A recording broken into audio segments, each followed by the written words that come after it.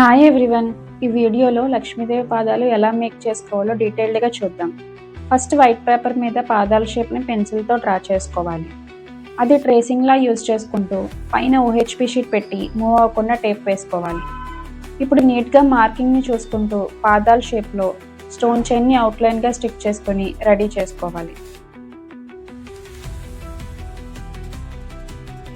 ఇలా రెండు పాదాలకి స్టోన్ చైన్ని స్టిక్ చేసుకోవాలి.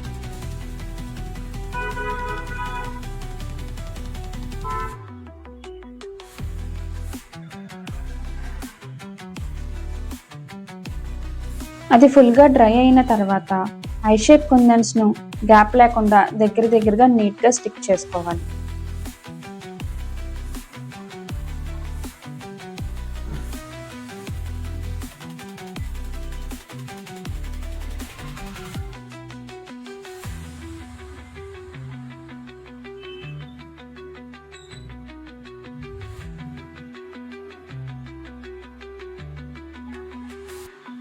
ఇలా పాదాలు మొత్తం కుందన్స్తో ఫిల్ చేసుకుని వాటిని కంప్లీట్గా డ్రై అవ్వనివ్వాలి.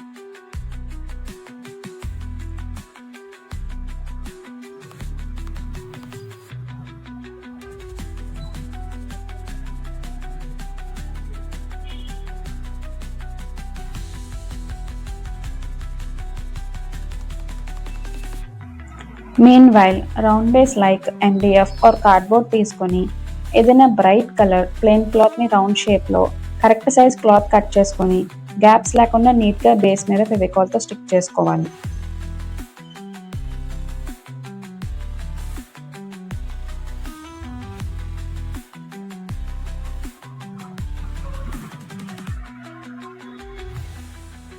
నెక్స్ట్ అది సైడ్కి పెట్టుకొని పాదాలు డ్రై అయ్యాయో లేదో చెక్ చేసుకోవాలి. డ్రై అయిన పాదాలని నీట్గా సిజర్స్తో కరెక్ట్ షేప్లో కట్ చేసుకొని వాటిని ముందుగా మనం రెడీ చేసుకున్న బేస్ మీద ఫెవికాల్తో స్టిక్ చేసుకోవాలి.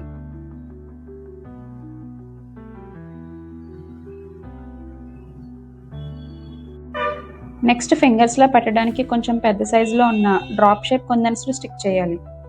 ఫస్ట్ టో కొంచెం పెద్దగా ఉంటుంది కాబట్టి ఫస్ట్ పెట్టుకున్న కుందన్కి చుట్టూ స్టోన్ చైన్ని స్టిక్ చేసుకోవాలి.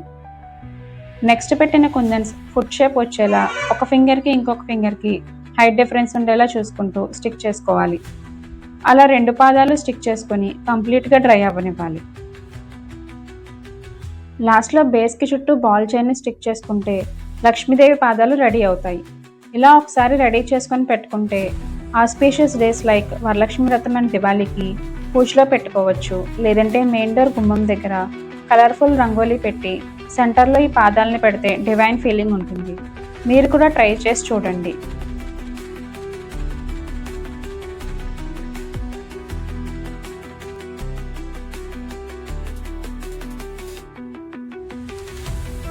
వీడియో నచ్చితే please like and share. For more such craft ideas, please subscribe my channel.